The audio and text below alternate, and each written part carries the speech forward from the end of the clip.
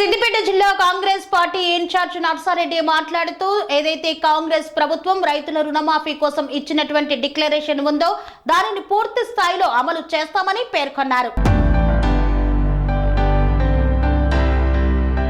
సిద్దిపేట జిల్లా గజ్వేల్ పట్టణ కేంద్రంలోని రైతు వేదికలో ఏర్పాటు చేసిన రైతు రుణమాఫీపై అవగాహన సదస్సులో గజ్వేల్ మాజీ ఎమ్మెల్యే నర్సారెడ్డి మాట్లాడుతూ సాంకేతిక కారణాల వల్ల రైతు రుణమాఫీ పూర్తి స్థాయిలో జరగలేదని రాబో కొద్ది రోజుల్లోనే తెలంగాణ రైతులందరికీ 2 లక్షల వరకు రుణమాఫీ చేస్తామని భరోసానిచ్చారు. రుణమాఫీకి కావలసిన బడ్జెట్ ప్రభుత్వం దగ్గర ఉందని రైతులు ఎవరూ అధైర్యపడవద్దని అన్నారు. అలాగే నియోజకవర్గాన్ని అన్ని రంగాల్లో అభివృద్ధి చేశామని చెప్పుకునే గత బీఆర్ఎస్ ప్రభుత్వం గజ్వేల్ అభివృద్ధిపై ఒక శ్వేతపత్రం విడుదల చేయాలని డిమాండ్ చేశారు.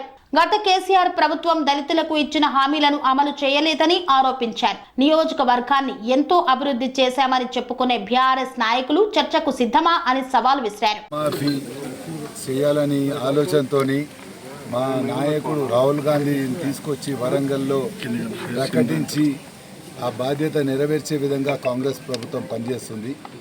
మేమే చెప్పిన 31,000 కోట్లు మేము రైతు రుణమాఫీ చేస్తున్నామని, కానీ ఇప్పటికి పంపిణీ జరిగింది 18,000 కోట్లే. ఇంకా 13,000 కోట్లు రుణమాఫీ చేసేది ఉంది. అవి కూడా చిన్న చిన్న క్లారిఫికేషన్ తీసుకొని రైతులందరికీ రుణమాఫీ చేయాలన్న ఆలోచనతోనే ప్రభుత్వం 31,000 కోట్లు పెట్టుకుంది. 13,000 కోట్లు ఇంకా బ్యాంకులలో ఉన్నాయి. వాళ్ళన్నీ కూడా రైతులకు చేసే బాధ్యత తీసుకుంటాం. కానీ నిన్నగాక మొన్న ఈ టీఆర్ఎస్ వాళ్ళు ఒక ధారణ పెట్టుకోరు, రైతు రుణమాఫీ చేయలేదని. కానీ ఆ ధారణలో ఎంతమంది రైతులు ఉన్నారు వాళ్ళందరికీ కూడా మా దగ్గర ఫొటోస్ ఉన్నాయి. వాళ్ళని రేపా ఇంకా 4 రోజుల లోపల రానోళ్ళందరూ వచ్చి కూడా ఇక్కడ ఏవో రైతు వేదిక ఆ దొరనే కట్టించిండు, అక్కడ వచ్చి అప్లికేషన్స్ ఇస్తే వాళ్ళందరికీ ఇచ్చే ప్రయత్నం కూడా చేస్తాం. సరే, ఇవన్నీ చేస్తూ మరి మన ఎమ్మెల్యే కేసీఆర్ ఉండే అందరికీ ముఖ్యమంత్రి మనకు ఎన్ని వాగ్దానాలు చేసిండో మీ అందరికి తెలవాలి. 2014 2018 450 వాగ్దానాలు చేసిండు ఆయన. ఒక్కొక్క వాగ్దానాలు అన్నింటిలోకి పోలేము, కొన్నైనా మీరు చూడాలి. రైతులకు దళితులకు 3 ఎకరాలు ఇస్తా అన్నాడు, కానీ మీకు తెలవాలి మన గజ్వేల్ ఆయన ఎమ్మెల్యే మొదలైతే గజ్వేల్ ఇవ్వాలి. 3 ఎకరాలకు ఎన్ని ఎకరాలు ఇచ్చిర్రో ఒక 10% కూడా ఇవ్వాలి. ఉన్నాయి గుంజుకున్నారు పేద రైతులది. అదేవిధంగా మేము అడగలే, దొర గెలవంగానే ఇక్కడికి వచ్చిండు, విజయోత్సవ సభ పెట్టుకున్నాడు, 5,000 ఇండ్లు మున్సిపాలిటీకి ఇస్తా అన్నాడు.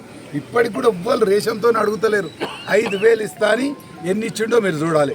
ఆయన కట్టించినవి 1,200 1,800 కట్టించినవి ఎవరికి ఇచ్చిరో మీకు తెలుసు. అక్కడ ముంపు గ్రామాల మల్లన్న సాగర్ కొండపోచమ్మ వాళ్ళు వచ్చిన వాళ్ళకు ఇచ్చి ఇప్పుడు చాట్ల తౌడేసి మన కొట్లాట పెడుతున్నాడు. అవి అలాట్ చేసిండు, పోయే ముందు ఎవరికో ఇచ్చిరా అన్నాడు. ఆ ఇచ్చిన వాళ్ళకి అప్పచెప్పిండా? అప్పచెప్పలే. అంటే ఒక ఏ విధంగా ఉన్నది ఆయన మనస్తత్వం. నేను ఎట్లయినా ఓడిపోతున్నా, వీళ్ళకి కొట్లాట పెట్టాలి, ఎవరు ఆ ఇళ్ళలు ఉండొద్దు, ఆ ముంపు గ్రామస్తులకు ఇచ్చే ప్యాకేజ్ ఇయ్యలే, కొత్తగా గజ్వేల్ వాళ్ళకి ఇస్తా అని ఆ ఇళ్ళలో సర్టిఫికేట్స్ ఇచ్చారు. వాళ్ళిద్దరు కొట్లాడుకుంటారు. అంటే కేసీఆర్ మనస్తత్వం ఎట్లడో మీ అందరు తెలవాలి. నేను నన్ను మళ్ళీ 3వ గెలిపించినా ఇక్కడ గజ్వేల్ ఎవరు సుఖంగా ఉండొద్దు, కొట్లాడుకుంటూ ఉండాలి. చాట్లతో ఓడేసి వాళ్ళిద్దరు కొట్లాడ పెట్టాడు. మరి అదేవిధంగా సర్వే చేయించినావు, సర్వేలో ఏం తేలింది? 40% మందికి ఇల్లు లేవన్నారు. అంటే 40% మందికి నువ్వు 40 లక్షల ఇల్లు కట్టియాలి, కానీ నువ్వు మొత్తం రాష్ట్రంలో 3 లక్షలు కట్టించినావు. అదేవిధంగా గజ్వేల్ ఎన్ని కట్టించినావు నీకు తెలుసు. మళ్ళన్న మన ఎర్రవల్లి నరసన్నపేట ఆడ కూడా అనుకున్నాను కట్టియలే. నువ్వు ఎమ్మెల్యే ఉండే మాకు చేయలే, ఇంకా వేరే వాళ్ళకి చేస్తా అని మాటిస్తున్నావు. ఈ విధంగా నువ్వు శ్వేతపత్రం రిలీజ్ అయ్యి నువ్వు ఉన్నప్పుడు ఎమ్మెల్యే ఉన్నప్పుడు 10 ఏళ్ళ గజ్వేల్ వాసులకు ఏం చేసినావు, ఎందుకు చేయలేకపోయినావు? ఒక రింగ్ రోడ్ తీసుకున్నావు, ఎవడైనా చూస్తే ఉంచుతాడు. ముఖ్యమంత్రి అయ్యుండి కూడా ఒక రింగ్ రోడ్ పూర్తి చేయలేని అసమర్థుడు కేసీఆర్. మరి ఇవన్నీ చర్చకు మేము రెడీ. ఇక ఈ దొరగోడు కొత్త తుపాకీ రామన్ లెక్క తిరుగుతున్నాడు, నేను అది చేసినా ఇది చేసినా. నువ్వు ప్రజలతో ఎప్పుడు ఎన్నుకోబడ్డాన్ని రమ్మను, ఆయన రాకపోతే ఆయన అల్లుని రమ్మను, ఒక వేదిక ఏర్పాటు చేసుకుందాం. గజ్వేల్లో నువ్వు ఏం చేసినావు, మేమేం చేసినాం, మేమేం చేస్తాం. మరి నువ్వే ఎమ్మెల్యే ఉండి ముఖ్యమంత్రి ఉండి నువ్వు చేయలేకపోయినావు. ఇప్పటికి కూడా ముఖం లేదు. 8 నెలల ఒక్కసారైనా 3వసారి గెలిపిస్తే నా ప్రజలుండ్రు గెలిపించిర్రు అని ముఖం చూపెడతా. నా ఊరికి వచ్చి నిన్న జెండా వందరం ఉండే, ఆ జెండా వందరం కన్నా నీ క్యాంప్ ఆఫీస్కి వచ్చి జెండా ఎగరేయచ్చు కదా. ఆ బాధ్యత కూడా లేదు. అంటే ప్రజలు అర్థం చేసుకోవాలి, కేసీఆర్ను మోసం చేసుడే అలవాటు కేసీఆర్. మరి అల్లుడు ఉన్నాడు హరీష్ రావు, మరి ఆయన బాధ్యత తీసుకొస్తుంటాడు. ఆయన దగ్గరికి పోతే నేనున్నా నాకు చెప్పమని.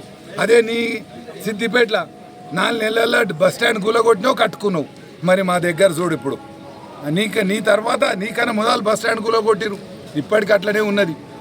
అందుకోసమే ప్రజలు గమనిస్తున్నారు. కేసీఆర్, హరీష్ రావు మీ ఇద్దరు కూడా మామల్లుళ్ళు ఏ విధంగా గజ్వేల్కి మోసం చేశారు. హరీష్ రావుని సిద్దిపేటకు మోసం చేయకపోతే కానీ గజ్వేల్కి అయితే మోసం చేసినావు. మళ్ళీ అదే ముఖం. పనేసియా మెరిడియన్ హాస్పిటల్స్ ప్రతి సామాన్యుడికి అందుబాటులో అంతర్జాతీయ వైద్య ప్రమాణాలతో వైద్యం, 24 గంటల అంబులెన్స్ సర్వీసుతో పాటు అత్యవసర సేవలతో ఏర్పాటైన చికిత్సా విభాగం.